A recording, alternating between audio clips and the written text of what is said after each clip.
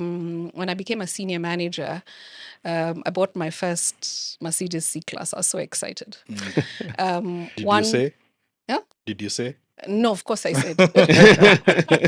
Same time, I remember when I was expecting my second child,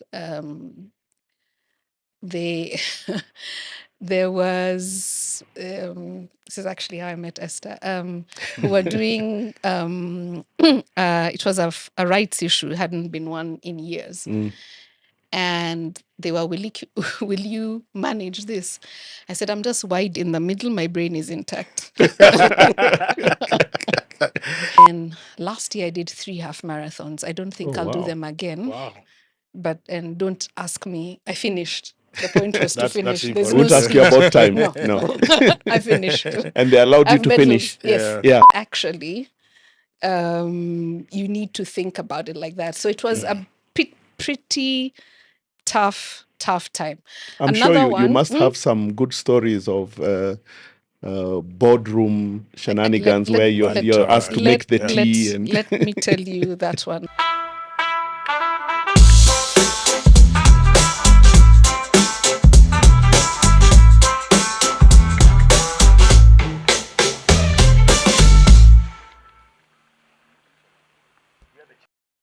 Hi, everyone, and welcome back to the Martin and Forrest Show. It's so nice to have you back here. And today we have yet another fantastic guest who happens to be a good friend of ours. And I'll let Martin do the intros. Yeah, this is a really interesting one. I'm looking forward to this. So allow me, guys, welcome back to introduce Anne Muraya, who is the CEO for Deloitte East Africa. Forrest and I have known Anne for some time, or we think we know her. So I guess we'll see today whether that is the case. So Anne, karibu sana. Thank you. Thank you so much. Yeah, thanks, Anne. Go ahead, Martin. Yeah, let's start. I mean, it's good that we are talking to some of the people we know. The essence of the show we do is to try and bring out who we are. When Forrest and I were designing this, it was really to pick lessons from our lives and our careers that are useful for people who are looking up to us or who'd like to be on a similar journey. But a lot of people do know what we do. What people don't get to see is what we do out of the workspace and the work life. And so that's an interesting thing, a dynamic, that because there are a lot of leadership lessons in there that we can impart on other people. And usually it merges very well with what you do at work, or in some cases like mine, it doesn't merge at all. So you're two different individuals, one in the professional space and one in the social space. What kind of an individual are you? That's a very no strange pressure. question. No pressure.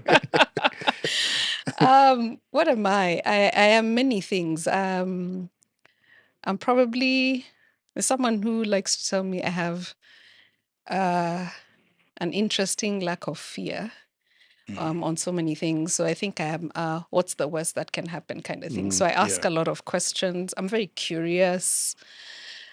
And then I guess over time, I have good love of self. So making sure that most of the things I'm doing, I'm taking care of myself. Which is an interesting contradiction when you talk about being fearless and you love yourself. Most people who love themselves stay out of danger. Yeah. How would you say this has played out in your life? So I think some of it has to do with, I'll say, upbringing. My folks allowed us to ask questions. So we could do proper banter back and forth, ask questions. And I guess my dad was an army general. If I'm not afraid of an army general, who am I afraid of? Do you understand? And it's not fear of guys jumping, bungee jumping, of that sort of thing. It's if I need to know, and I'll ask. Or if I think you're doing the wrong thing, I'll say it. So it's that kind of thing. And usually I'm like, what's the worst that can happen? Let me just ask. Yeah. which is really cool, because a lot of people are afraid to look stupid. Yes. So don't ask the right questions. And sometimes you get overtaken by events Yes. to a point where you cannot ask because the situation or the time has passed. I think the combination of not being afraid and being curious is what gets me to like, I want to know. And when I don't know, I don't know. I say I'll find out. Yeah, that I don't know. Yeah, I found the same. In fact, I ask more questions now than I used to ask because I had that fear of looking stupid. Now, the problem I found is if you don't ask and the conversation goes on and you don't ask, you're even more stupid later on in that Exactly. conversation. And so, but in asking, you're also vulnerable. You're telling your people, whoever it is you're conversing with, I actually don't know. Tell me about that.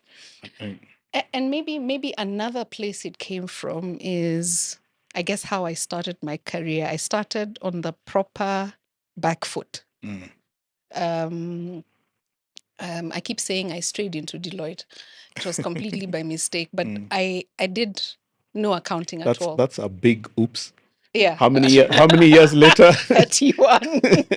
Only been there. Oh, yes. Okay. So I didn't understand accounting at all.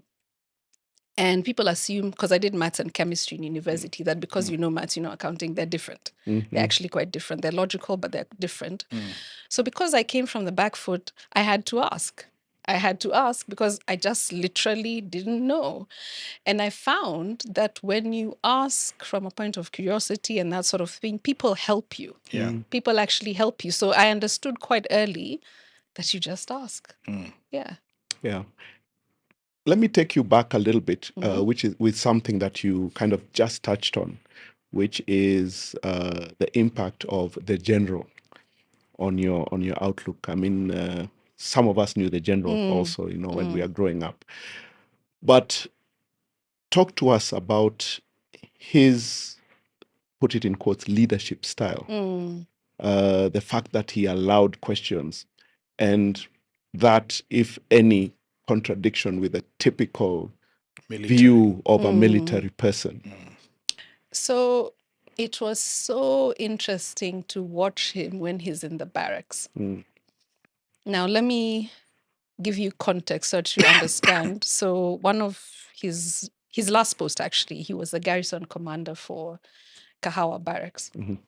From when he gets into the gate, everyone stops and salutes as he passes, right? It's da-da, da-da. I mean, the whole way, right?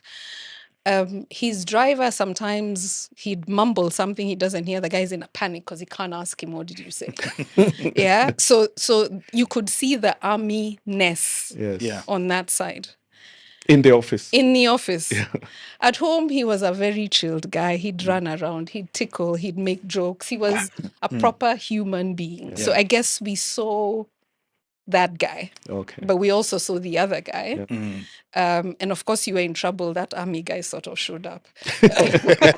You didn't want him back to in Yeah. You'd remember, the Suraya Kazi would come properly, and you'd see. So I think being able to see that you can be a tough guy, but you can also be human, was very useful. Have you carried any of that into your own experiences, say with children or siblings, younger, or anybody you relate to? Do you have any of your dad's traits? I'm pretty disciplined. That came. That's a very proper army disciplined order. I don't like disorder. So there's that. But I also completely did not like the fact that, for example, his driver didn't know how to ask him, or if you've ever driven with an army guy, they're the worst backseat drivers. They're busy telling you what to do. Do you understand? Slow down. Slow down. Speed up. Speed up. Why are you going so slowly? So I was like, I cannot be like that. And I cannot have that thing where people can't ask you questions. Now, given we were allowed to ask questions, that's sort of how I was with my kids. And I keep saying the problem with these things is that genetics comes to bite you in the backside, because they ask you questions and you're like, that's exactly what I'd have said. When I was Why growing up. didn't I? Yes. Yeah. So, so yes. One of the things that I pick there is, Yeah. if you look at our folks, and our fathers worked Mm. in public spaces, and once they got to levels of seniority, they were treated in a certain manner. Mm-hmm. And we're seeing, even with our generation of leaders, a seeking of being treated in a certain way, depending on whether you're in the public leadership space or in the corporate private leadership space. I personally detest working with people who are afraid of you, who can't ask you questions, who want to carry your bag and, treat you like you're some small god. Because we're just humans at the end of the day. We just have a different position in the corporate. I don't know if that resonates with you. No, it does, 100%. And unfortunately, I think it's tradition, so to speak, that has carried over time, where we put leaders on a pedestal. It's like they're covered in gold, and special people never make mistakes, never ask questions, they know everything. Yeah. And I think that's one of the things that we are trying to break down with this podcast. Yeah. Saying, hey guys, this is us. We have been leaders. We continue to be leaders in organizations, but we're also humans. Yeah. Yes. And I think the humanity is what should stand out first. Yeah. Because that's what makes you a good leader. That's what allows people to say, hey, actually, I would like to follow this person. Yeah. There's some of my team members who there's a thing I do just to hang out with them. I used to call it CEO hours. I've changed it a little. CEO hour. Oh, CEO hour. So you book 15 minutes of my time, because it's a whole hour. So I see 4 people and just ask me anything.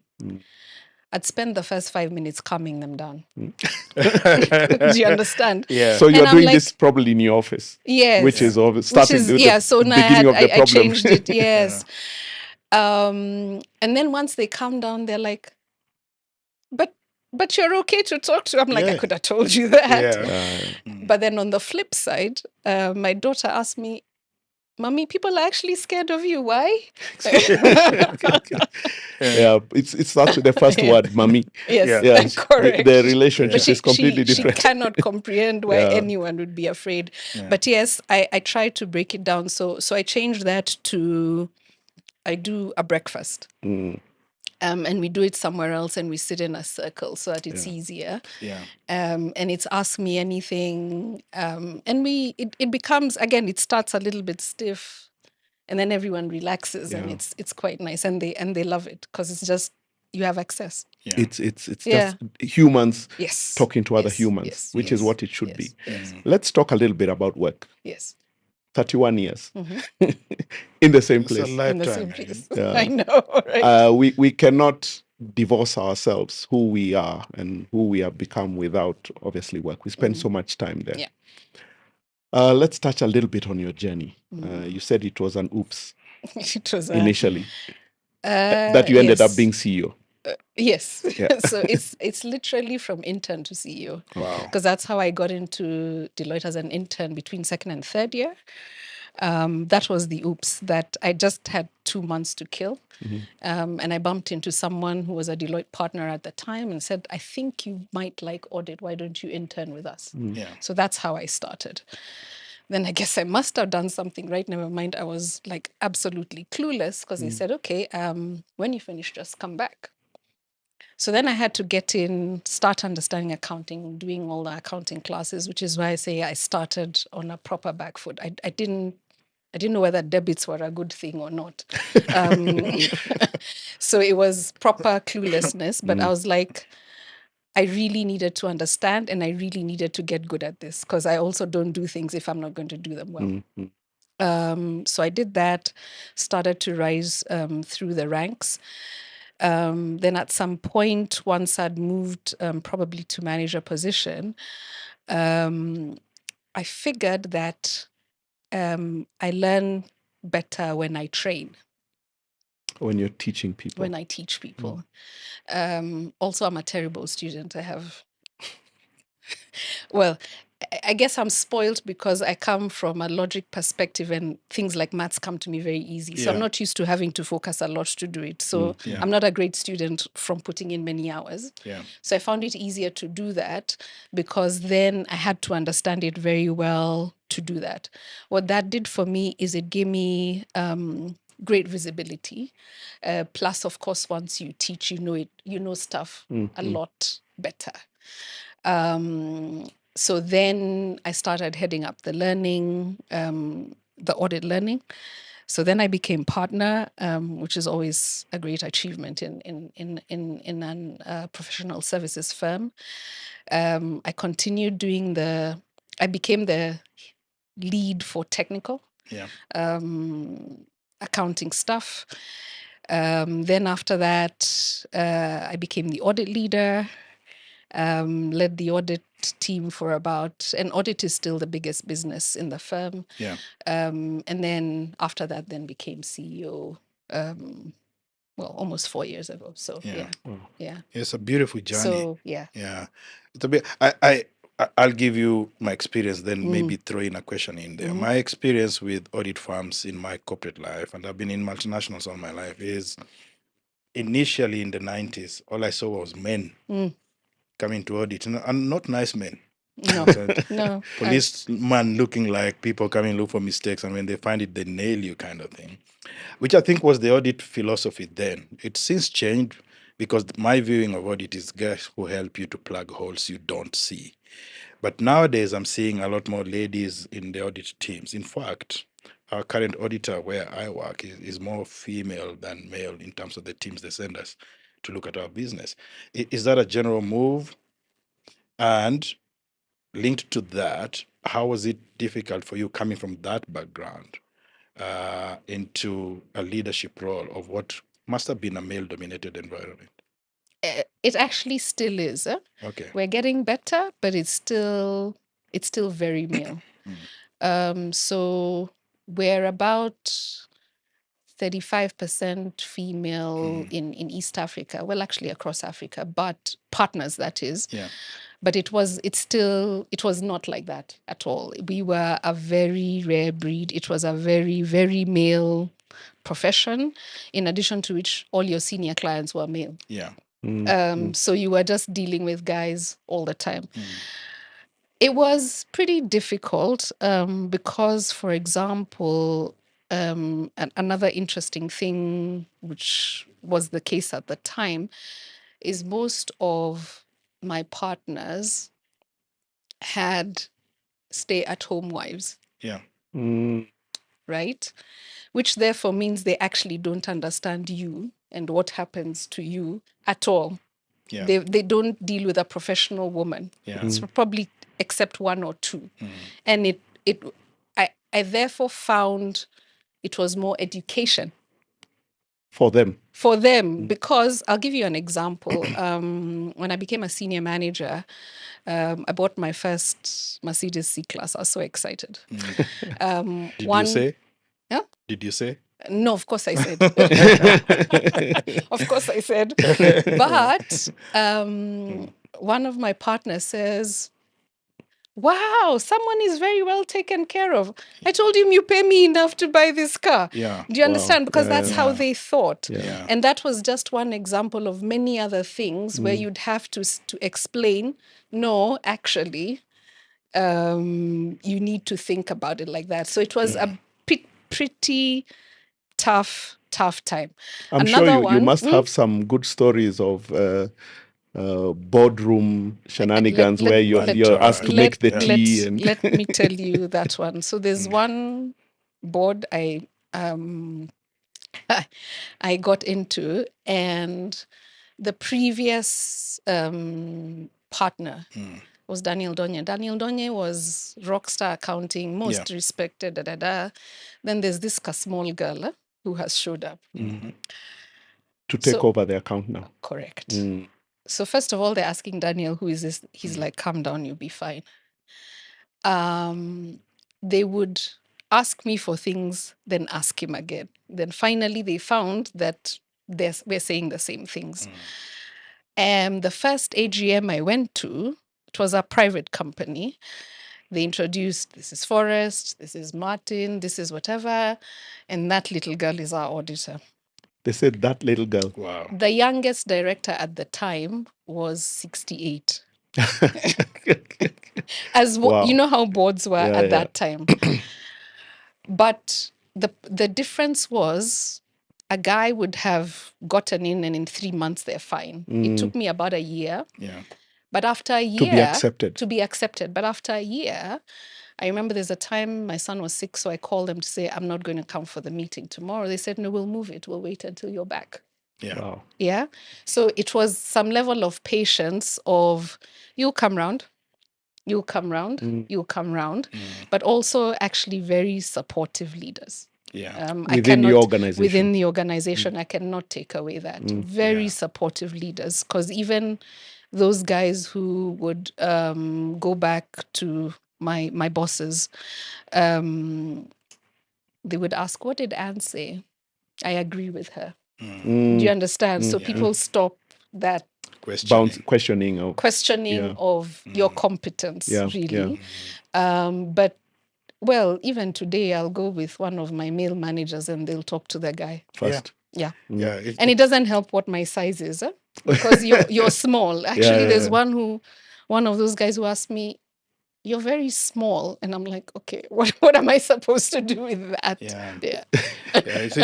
There's a friend of ours, I'll not name his name.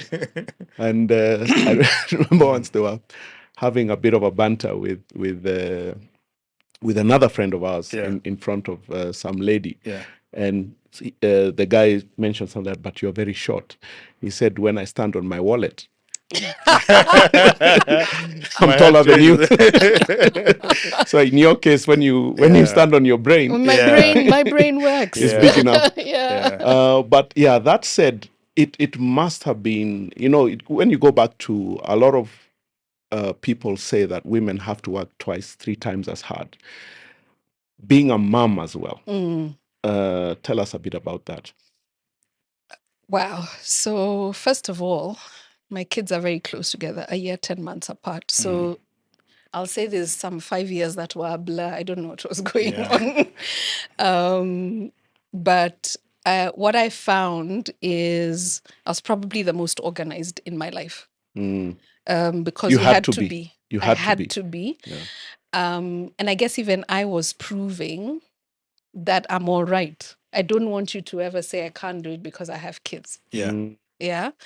And then some people find this controversial, but this is me. I love my family and I love my work. So both of you need to figure each other out, because I'm going to do both. Yeah. I can never be a stay-at-home mom. All of you would send me back from To work. to work real quick. Yeah. And there's a number of us like that. We love to work. So I had to find a way to just integrate things. So I guess what I did was, you sacrifice social life because between work and children, there's no space for anything else. But you also get properly organized. Like, I think I had a full stationery store because, children, remember, in the morning, they have no pencils.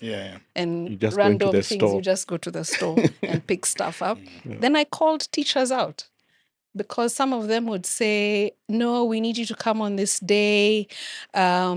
Then I'm like, I'm not available. Aren't your children important? I told them, well, the meeting I'm going to is an AGM. They gave me 21 days notice. You're telling me now? No, find another day. Yeah. So some of it is calling out, or there's those parents, teachers meetings, and I'm not available on that day. I said, can I come back and see the teachers on another day? They said, no one has ever asked. I said, I don't know why no one has ever asked. I'm asking. I'm asking. Yeah. And it works. So some of it, you just have Going to... back to what you were saying, Yeah. be brave enough Just ask. to ask. Yeah.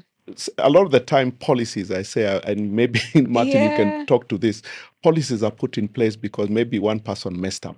Correct. And something is put in place that now is, nobody ever asked. Remember the story of the monkeys? Yeah. Why do we do it this way? No, we have always done it like this. Nobody questions. And being brave is a trait. It's a trait I look for. I'll give you a quick example. In 2008, working in Cape Town, I was in a company that was very colonial, Afrikaans dominated from that era. And so they were transitioning into the new South Africa, and as a senior executive of a different dispensation, race-wise, it was a bit of a struggle, very similar to what ladies go through in corporate. And once we were interviewing for another executive, and there were like 8 of us on the panel, all male, in a big boardroom that was designed for 20 people, but 8 people on the one side, And this and this poor person. lady on the one hand side. And I felt so bad, but I couldn't stop it until one of the guys asked a self-inflicting question to say, okay, tell us, what exactly are you going to bring to the organization if we hire you? And she could have answered it by, giving her skills and saying what she does or what she knows. She looked at each of us without speaking for at least maybe 4 or 5 seconds, and she just moved. And by the time she got to the 6th or the 7th guy, it was obvious to us what she was saying. She was brave enough to say, "You, an all-male panel, are asking me what I'll bring to your organization. Can't you see the problem?" Well done to her. Yeah, and it may be an extreme case, but you do now. We still talk, and you and I champion these lady issues at work through other things we do on the ESG side.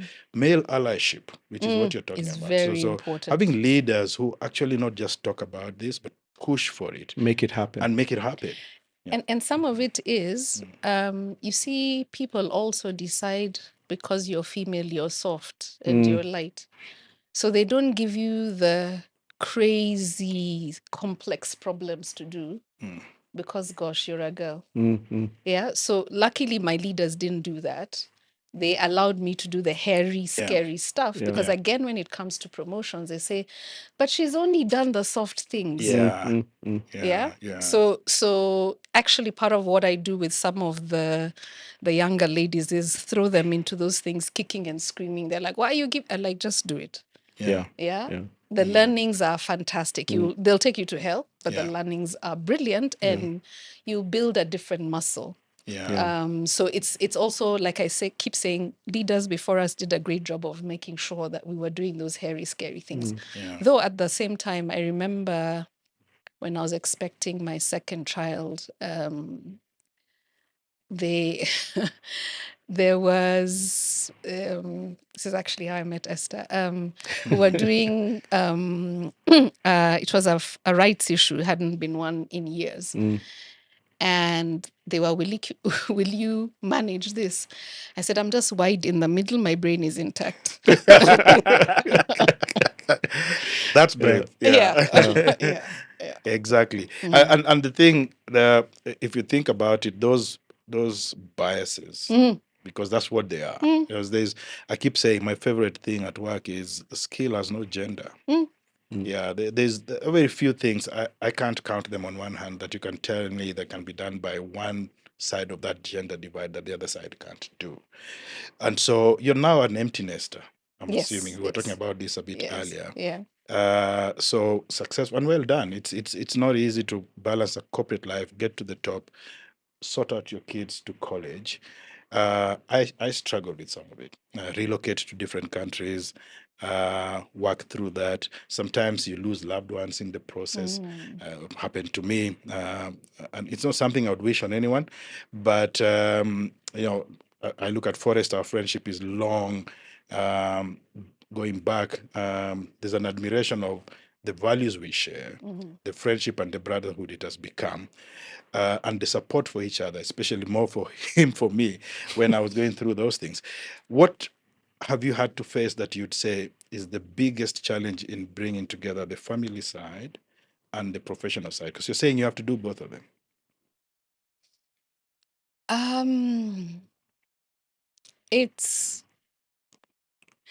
I guess it's helping everyone in all of that understand that this is me.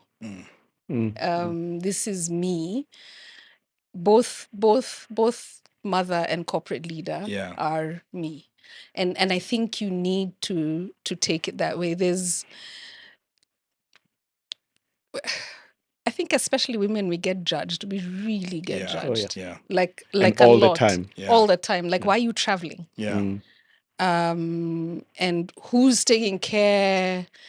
of your husband, and I'm like, he's a perfectly capable grown-up, for Yeah. crying out loud. Yeah, why does Some he of need- it you don't say when it I married him, he was over 18. loudly. Last I checked. Yeah. Correct. And how are your kids and everything? And I'm like, they're fine. I mean, people who have nurses as mothers don't see them for a full week Yeah. because they were on night shift. Yeah.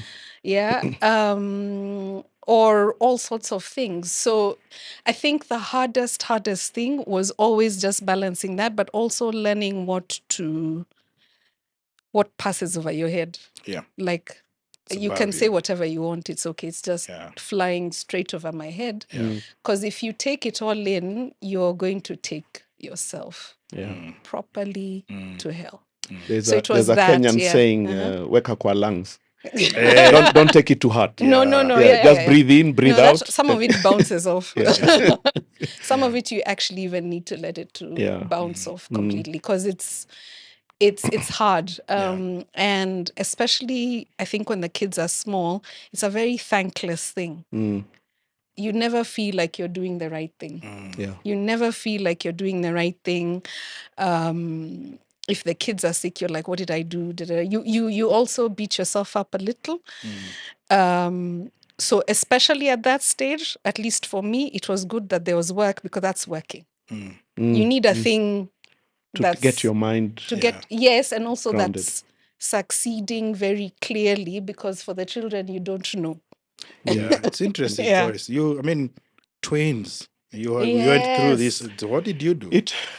It was very interesting for us.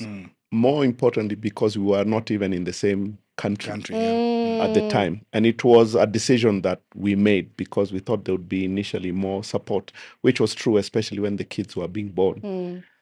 So I was in SA already on assignment. And the plan was, after they were born, maybe 6 months, a year, the rest of the family would join me down there. But you know what they say, man plans and God laughs. Yeah.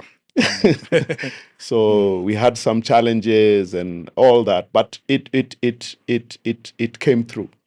And thank God the girls are now big, heading to college. Yeah. But you really, really have to step out of your comfort zone. You cannot approach things in that typical male mindset that, oh, that's the wife's job and this is my job, especially because they were twins. Esther was also working. As you know, she's just like you, someone who has grown in her professional life. And I had to play my part. And even now, our roles have kind of switched up. And I'm playing a different role now because I'm in a different space in my life. Yeah. And so is she. Yeah. So it's one of those things where I think what I would say is that you just have to keep an open mind. It's never easy. You do, because there's a point, actually, I remember going to Gertrude's, and they were like, oh my goodness, you're the mother. They'd never seen me. They'd only seen the kids with their dad. Yeah. No, for real, but the kids are being treated. Yeah. We're both parents. Yes. So, Yeah, exactly. Both of you. Yeah. Actually, that's the thing. Yeah. Parents has an S Yes. at the end. And if there's two of you, Yeah. and if you can put it in your mind to play a part in that, it just makes life so much easier for everyone. But what also helped is some friends of mine, some cousins of mine who also had small kids at the same time. That community is great, because if something goes crazy, they can go call to them up. Dorothy's house for a while, Yes. just Yeah. sit. Yes. Yeah. Or you put them all together, they play with each other so that you get a break. Yeah. So there's all of those things you need, even just for sanity, Yeah. to just like, yeah. I actually want to pick up on that point and bridge it to something slightly different. But to your point, the importance of community. Yeah. Yes. It's something Support. we Yes. as Kenyans, Africans, Have almost really take good for support. granted. Yes. And it is so Yes. powerful. Yes, it is it so is. important. It is. Whether it's your parents, the Yes. grandchildren, I mean the grandparents of the children, whether it's your uncles, aunties, sisters, brothers, how those people just kind of step up. And before you go to the community, because I believe we should start, and this is something maybe we should talk about in another show, because here is always something I struggle with. So you work, and your wife works, you leave home at the same time. come back tired at the same time. You're probably in similar levels in the corporates you work in. Why must you sit down and she goes to the kitchen? What nonsense is that? So I always find if you can't support each other there, even the community is not going to be helpful to you. Oh yes. Yeah. So I think the community is really critical because It is. we were raised by communities, and so we are attempting to do the same, but support each other as well, especially the men, Yeah. because you see a lot of duties at home are segregated on sex basis, which is really Terrible. We're going to open a big I was can of going to worms say, there. I But don't cook, so Yeah. if you ever Yeah. hoped for that, I It's will not going to happen. No, Yeah. I can. I Yeah. don't like Yeah. to. Sorry, Yeah. I stopped your train of thought there. Go No, on. no. Yeah, I was just saying in Yeah. terms of I was talking about community. Yeah. But the other side of community I want to bring about, and I want your view on this, is what we would call the boys' club. I've seen how powerful a boys' club can be, whether it's your school alumni groups, whether it is your friends you used to play sport with, whether it whatever it is, people used to work with. I've seen these boys' clubs work mostly positively, finding people jobs, getting deals and all that kind of. Is there something equivalent for the For ladies? ladies. It's starting now. It's starting now. Remember, there were 2 in corporate. Yes. Yeah. Oh, yeah. So it's not as if there were many. Yeah. So you weren't able to like create a club. Yeah. There's more now. That said, some of us feel like we're almost in your boys' clubs. Because remember, who was I growing up with? Yeah. Yes. So you know how in Kenyan parties sometimes the men There's sit one the side. separation. I'm always Yeah. with the guys. Those are the ones I know. Yeah. Do you understand? From a work perspective, from who we worked with and that sort of thing. The conversations I even. know the guys. I've even been in trouble with some spouses because I know the guys way too well, which is crazy. But now we actually have a lot more proper, strong female girls' clubs that are, if you can call them that now. They're forming now, but it's just there was a scarcity of like actual corporate women for that to happen. And what brings them together? I mean, for us, it's stuff like just strong bonds from youth. It could be shared hobbies. It could be, God forbid, drinking clubs. But there's always in the name of sport. Yeah. Let's go and watch soccer. Yeah. So like it really is something of a common thing you both do. Is that the same in? Some of them are very interesting. They formed in very strange ways. One of them, what did our kids call us? Mom Squad. Mom Squad. Yes. We are parents of kids in the same class. Yeah. Okay. So because you keep finding each other, we became friends. Yeah. And it's a great thing because even now we'll call up all those favors, whatever's in that group. So that's one Mom Squad. There's another one where we walk in Karura. Especially during COVID, we did it quite a lot every Sunday. And it's again another fantastic one of good corporate women who were able to call each other for all sorts of things. Yeah. Okay. So they build up in actually very different ways, not necessarily around a thing. Some of it is just we want to do nothing. Oh, yeah. You know, our lives are full of stuff. You're taking care of your kids, your parents, whatever. So actually, we just want to chill. So it's not. So, guys need a thing to do.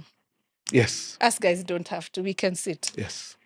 And Actually, just chill. it's so interesting you should say that. And again, another topic. I saw something on social media just this week, earlier this week, around that exact point, that guys need an excuse. A Be thing. together. A thing. Yes. They call it whatever Yes, it is. yes. Oh, we are going to watch soccer, but there's no soccer they're watching. Correct. Just to be around each other. Yes. You guys don't need that No, excuse. we don't need that. We're like, we haven't seen each other for a while. Get together. Let's get together. Yeah. Yeah. Yeah. And we're just going to, Yet guys are a single guy can sit at home doing nothing. We have a lot of blank space in our heads. Yeah. I think. No, But they don't. And so yeah, that support is really, I'm glad you brought it out, because it's really critical that you have each other's back. And then you have the community, and then you have your clubs and your groupings and stuff like that. So specifically to you, what, hiking, cycling, running, jogging, what keeps you busy out of Deloitte? busy out of Deloitte. Okay, I hike once a month. I completely love hiking. And it started again as a very random joke, and has become a thing now. I think we're 5 years in, and we've hiked almost every month. Yeah. wow. Which is fantastic. And we haven't repeated any trail. That Nice. also tells you Wow. how many trails there are available. It's fantastic. What I love about hiking is when you are out there, first of all, the air is beautiful and fresh. Yeah. The scenery is stunning. But also, you know, the focus on where your foot's going to go and where you're going to hold, your mind clears very nicely. Yeah. You can't, all the other rubbish that was bothering you, you can't. So it clears your mind so beautifully. And then we're it's a very selective hiking group. Yeah. Okay. So it's also very open and easy, so people can say anything. So it's a very You feel relaxing safe, thing. yeah. It's a very safe space. And also we're social hikers. We're not trying to win anything. Yeah. Yeah. If we get tired, we'll stop and come back. Yeah. And it's always a social after that. So Yes. it's a nice way to Yeah. spend the day. We go very early, we leave at 5:30, but fantastic. Then I walk most weekday mornings. Most weekday yeah, mornings. Yeah, unless I have a very early meeting. I will walk 4 to 5 kilometers. Well, walk, jog. So that's, I think, just great for sanity, for exercise, Yeah. for that sort of thing. Then last year I did 3 half marathons. I don't think Oh, I'll do wow. them again. Wow. And don't ask me. I finished. The point was to That's finish. important. There's I won't no ask you about time. No. No. I finished. And they allowed you I've to met finish. Yes. Yeah, Yes. which means you did it within the Correct. cutoff Like time. 2 Oceans There has you a go. half. I did 2 Yes. Oceans. You did 2 Oceans. Yes, and it has a cutoff time. Yeah, and you were And within. I couldn't be the Kenyan who wasn't be Yeah. within. I couldn't be You'd be within. letting So, Would us have down. divorced you. correct. Yeah. So Yeah. so mainly those are my main activities, shall I say. Let's do something we don't do on this show. Uh-huh. Do you have any question for us? Now, what questions do I have? The problem is I know you guys. And maybe that's why your questions would be Yeah. interesting. Maybe that's why I should ask. So, and then I think I know some of the hobbies you already The have. answers. Yeah. Maybe let me ask, is there anything that I said today that you found surprising?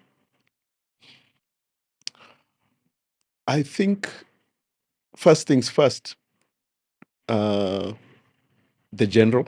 Yeah.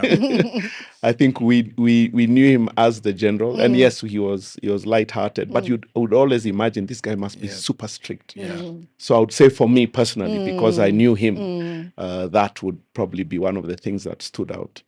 Secondly, is around the fact that you ended up in Deloitte as an oops. Yeah. I mean, knowing you and how structured you are, Yeah. I thought this was all part of the plan. No. Never. No. Yeah. Martin? Yeah. For me, it's I've known Anne, and every interaction I've had with you has been very easy, and that's not just in the social space. In the professional space, we've worked together on some projects, and it's always I pick up the phone and we go straight into a nice banter that then gets into work. What I didn't know is how brave actually you are. But now that you mentioned it, when I look back at the interactions we've had, you're really pretty brave, which obviously shows the reason why you rose to where you are. And well done. And I guess on that point, what advice would you have for somebody following your path? To do and not to do. You must have had some mistakes. To do is put up your hand to do hard things. Yeah. Because you learn so much from them, even for yourself. And then if you're wanting to rise, then that gives you the visibility, and people really actually want to help you. So don't be afraid that you won't get help. Invest in yourself. Always keep learning. Because for me, maybe my curiosity gets me there, but I'm always looking to learn a bit more. And then even when you doubt yourself, now because I'm with two guys, think like a guy, just go and do it. Yeah, just go and do it, because So many guys fake it till they make it. correct. A Just lot. go do it. Go and do it. Just do that. What's the worst that can happen? What wouldn't I do? Probably second guess myself a lot. And I think I do that. And then I can be a little bit hard on myself. So I'd give myself a bit more grace. Yeah. Yeah. Good points. I think a lot of us do the second guessing. I think it probably doesn't come out Yes. as much. Yeah. But I think there's a lot of people who don't think they deserve to be where they are. And because of that, the second guessing happens and so on and so forth. From me, I think one last thing I would like to get your thoughts on, and not necessarily calling out the Gen Zs per se, because with a lot of the things that you have said, a lot of them actually do that. They persevere, they work hard, they have fantastic work ethic. But I don't talk about patience. They have got this reputation of not being very patient. What's your experience? Any message for the younger people coming up? So first of all, I think they're over demonized. I like them. I like their fresh energy. I like their questions. I like, maybe because I'm a question kind of person. So I think there's a bit of exaggeration there. Of course, they're lazy people, but they've always been lazy people in every generation. I think the easiest way to help them understand that you can't do it instantly is give them those hard things. And they usually come and say, ooh, yikes. Okay. No, for real. They understand what they don't know. So it's putting them in stuff so that they understand. Sometimes it does take a little bit of time. There's no need to take 10 years if it took us 10 years, but it's not 2 weeks. Yeah. So get them to do it. Just say, oh, you want to do it? Knock yourself out. They will actually see that you do need to learn this a bit better. You probably need someone with a bit more experience to help you. Or you need to do some work to be able to do it better. Yeah. And they might even teach you a new way of doing it. Correct. And that's what I say. Yeah. So like my chief of staff, I said, your one job is to make sure you ask me questions and properly argue with me.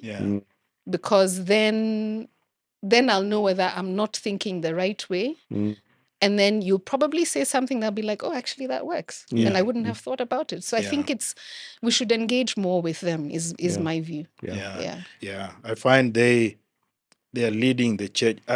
I desist from advising them because it's their reality, it's their future. So I find more success in fitting into the guidance they give. Obviously, you don't just follow, but as opposed to saying this is the way I was taught and this is the way to do stuff, because that didn't work. No, they're also rebellious. Because I also resisted so many things myself. So no. Okay, this has been really, really good. I hope you've enjoyed it. I've enjoyed it. Yeah, It's great banter, the one regret we have in this show is we never get enough time. So don't be shocked if we call you for part two. Part two. Thank you so much for your time. Thanks. Maybe on a hike. Oh yeah. Yeah. That's a whole day. Challenges. Yeah. I will challenge you. Yeah, so that's a whole day of hiking. But yeah, thank you. We really appreciate your time. Thanks, Forrest, once again. And that's this week's show of the Martin and Forrest show. And thank you very much to our listeners. Goodbye. Thank Bye-bye. you. Bye.